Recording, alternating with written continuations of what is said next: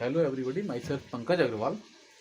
आज हम डिस्कस करेंगे 12th से रिलेटेड एक topic, torque on electric dipole in external electric field. But पिछली आप 2020 का पेपर देखोगे, 19 का पेपर देखोगे यदि फिजिक्स का, तो उसमें कंसेप्ट रिलेटेड क्वेश्चंस ज़्यादा हैं। तो कंसेप्ट सीखने के लिए आपको कुछ बच्चे क्या करते हैं, 11th को बाईपास करते हैं, मतलब ढंग से नहीं पढ़ते। तो इसलिए सबसे पहले मैं आपको टॉर्क सिखाने की कोशिश करूंगा, आखिर टॉर्क है क्या, उसके बाद मैं इस टॉपिक पे आऊँगा।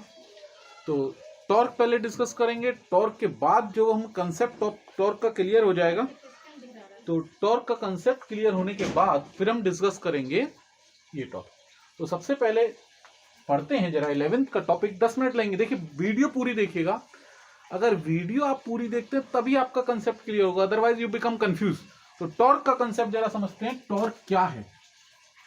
बच्चे रटते हैं इसको, तो रटने से पहले समझा देते हैं टॉर्क क्या है।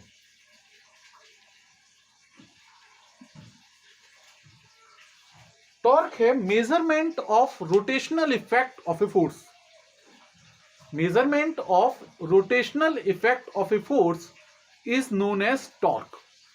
अब ये क्या है rotational effect of a force? देखिए, फोर्स यदि हम किसी चीज को पे फोर्स अप्लाई कर रहे हैं तो उसके दो इफेक्ट होंगे, तीन इफेक्ट होते हैं बेसिक। वैसे दो इफेक्ट आपको समझिए, या तो उसमें लीनियर मोशन होगा यदि नेट फोर्स लग रहा है, या उसमें रोटेशनल मोशन होगा, या उसका शेप एंड साइज चेंज होगा।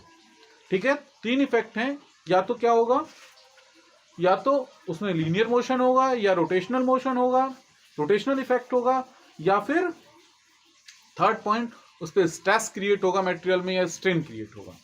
ठीक है, तो वो हम डिस्कस नहीं कर रहे हैं, हम मेन रोटेशन पे आते हैं। तो कब एक फोर्स रोटेशन माने घूमना, रोटेशन इफेक्ट जो देता है उसका मेजरमेंट टॉर्क है। तो कब रोटेशन इफेक्ट देता है, इसकी डीपली डिटेल में नहीं, हम कंसेप्ट को समझ रहे हैं। तो एक टॉपिक याद करिए जरा, एक पॉइंट आपने 11th में रटा होगा, torque is equal to R cross F. Torque is equal to R cross F, या tau is equal to R P sine theta. तो सबसे पहले टॉर्क वेक्टर क्वांटिटी है, ये आपको पता है। और आर और पी क्या है, सॉरी आर पी यानी आर एफ साइन थीटा, यहाँ आर एफ है। Tau is equal to R F sine theta, R cross F. R क्या है, what is R? R is the distance of the force from the axis of rotation.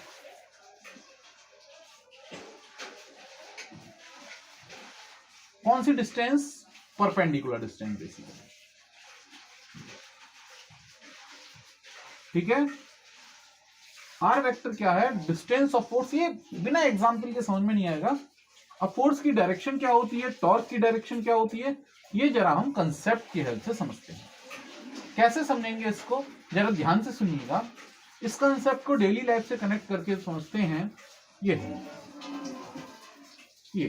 ये मान लीजिए किसी गाड़ी की स्टीयरिंग है,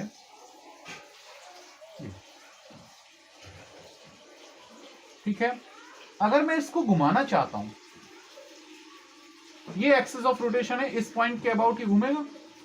तो अगर मैं इसे घुमाना चाहता हूं और अगर मैं ऐसे फोर्स लगाऊं, एग्जैक्ट ऐसे, या मैं इस तरह से फोर्स लगाऊं, तो जरा ध्यान से सुनिएगा। ये फोर्स का लाइन ऑफ एक्शन ये हो गया, और ये एक्सिस ऑफ रोटेशन हो गई, दोनों के बीच का परपेंडिकुलर डिस्टेंस 0। तो आप जरा ध्यान से देखिए, अगर ऐसे आप फोर्स लगाओगे तो ये पहिया, ये गोल कभी नहीं घूमेगा स्टीयरिंग। वहीं आप इस फोर्स को यदि यहां पर डिस्प्लेस कर दो,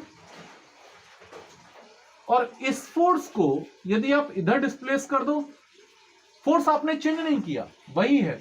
एफ यहां लग रहा है, एफ यहां लग रहा है, एफ यहां लगा, एफ यहां लगा, तो ये ऑब्जेक्ट घूमने लगेगा। तो केवल आपने फोर्स की पोजीशन चेंज की है। फोर्स की पोजीशन चेंज करते ही हम देखते हैं कि ऑब्जेक्ट में रोटेशन होने लगा, जबकि पहले रोटेशन नहीं हो रहा था। What is the cause?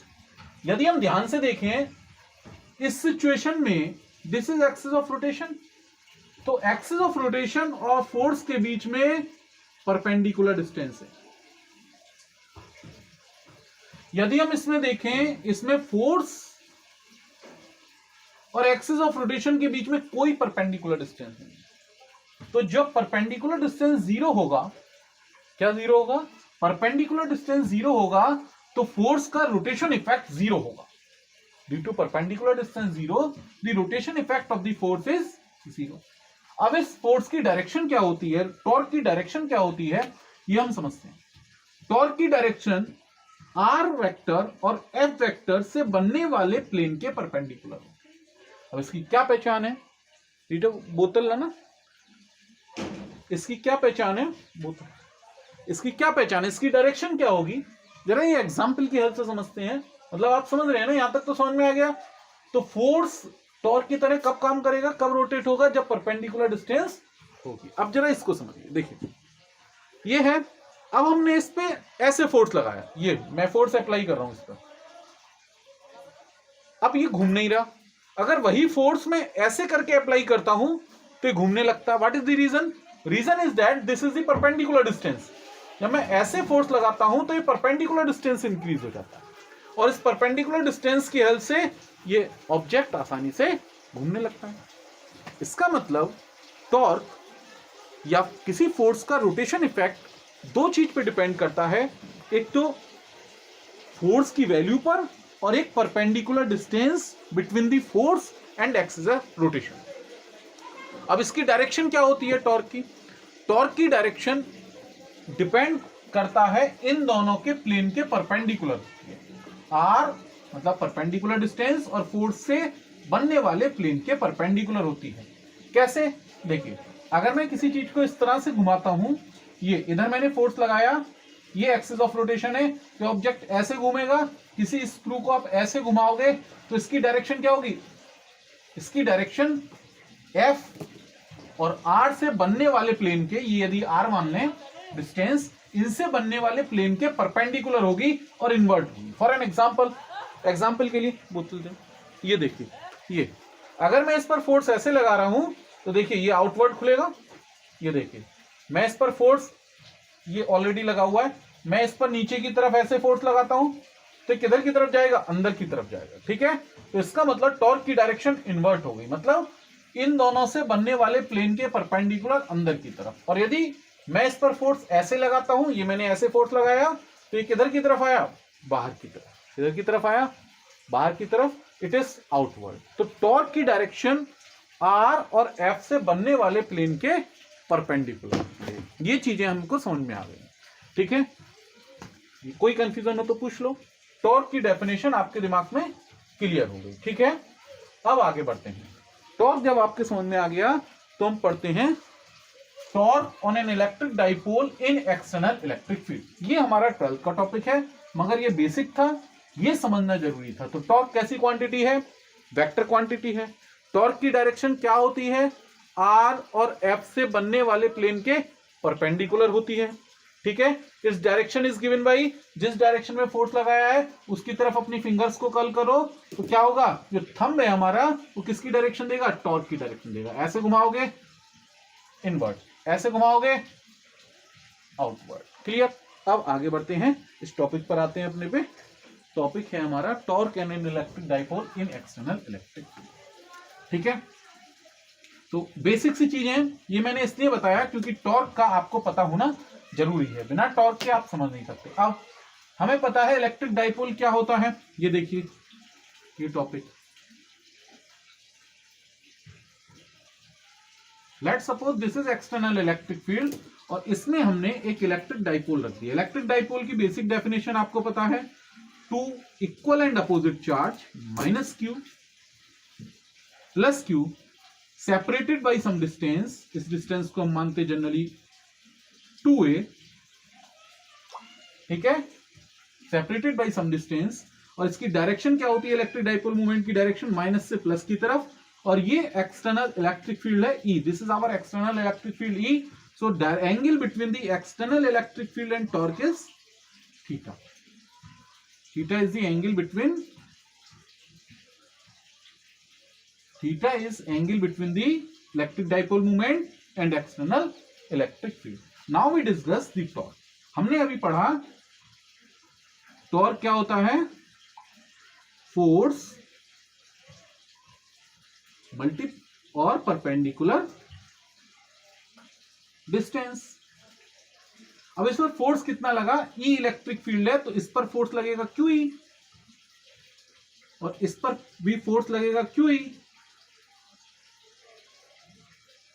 Direction नहीं रिप्रेजेंट, माइनस प्लस नहीं यूज करते, डायरेक्शन रिप्रेजेंट हमने कर दी, ठीक है। अब इसको मान ले दी ए, इसको मान ले बी, इसको मान ले सी, तो इस पर टॉर्क कितना लगा? Torque is equal to force into perpendicular distance. तो torque is equal to force, force का मतलब क्यूई, और परपेंडिकुलर डिस्टेंस कितनी हो गई? कितनी हो गई perpendicular distance? This is perpendicular distance AC by triangle ABC। ABC triangle से हमें क्या मिला? ये कितना होगा? ये थीटा एंगल है तो ये वाला एंगल भी थीटा होगा। तो AB ट्रायंगल से क्या मिला? देखो हिसाब लगाओ, AC upon AB is equal to sine theta. तो क्या निकालना है हमें? AC निकालना है। AC is equal to AB sine theta is equal to 2A sine theta. तो tau is equal to QE into 2A sine theta, ठीक है। अब आगे बढ़ते हैं जरा। टाउ इज इक्वल टू, इसको आगे लिखते हैं, इससे आगे नेक्स्ट। तो Q into 2A, tau is equal to PE sine theta, और यदि वेक्टर फॉर्म में लिखें tau is equal to P cross E, ठीक है। ये आप नोट कर लीजिए, ठीक है। अब टॉर्क मैक्सिमम कब होगा? Tau maximum is equal to PE sine 90 when theta is equal to 90। अब इसको जरा डेली लाइफ से कनेक्ट करके भी समझिए। तो ये तो आपको याद करना पड़ेगा, ये 12th में यूज होगा ये, ठीक है। Tau is equal to PE sine theta, ये मैग्नीट्यूड, और डायरेक्शन के हिसाब से P cross E, where P क्या है? P तो तुम्हें सुन, P is equal to Q into 2A। Direction क्या होती है? माइनस से प्लस की तरफ, डायरेक्शन माइनस Q2, ठीक है। ये समझ में आ गया। अब इसको डेली लाइफ से कनेक्ट करके देखिए कैसे टॉर्क लगता है। देखिए, मान लीजिए मैकेनिक्स से कनेक्ट करते हैं इसको। वाटर का फ्लो इधर की तरफ हो रहा है,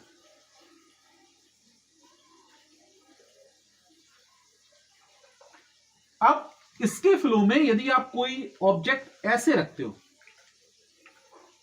ये आपने ऑब्जेक्ट रखा, तो ये क्या करेगा? वाटर अपने आप को वाटर के फ्लो में अलाइन कर लेगा। मींस ये कैसे हो जाएगा? ये इस तरह से हो जाएगा।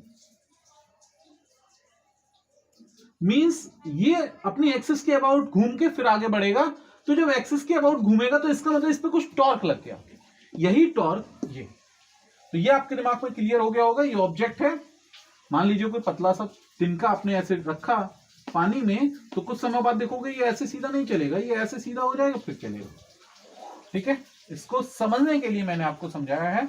और नेक्स्ट टॉपिक जो है that is very very important, potential energy stored in electric dipole. ये तो टॉर्क था, तो टॉर्क मैक्सिमम कितना होगा? इतना। ये पॉइंट याद रखना। नेक्स्ट टॉपिक जो हम अगली वीडियो में डिस्कस करेंगे that is most important, potential energy of an electric dipole. Video को लास्ट तक देखना है और आगे फिर नेक्स्ट टॉपिक डिस्कस करेंगे। Okay, thank you.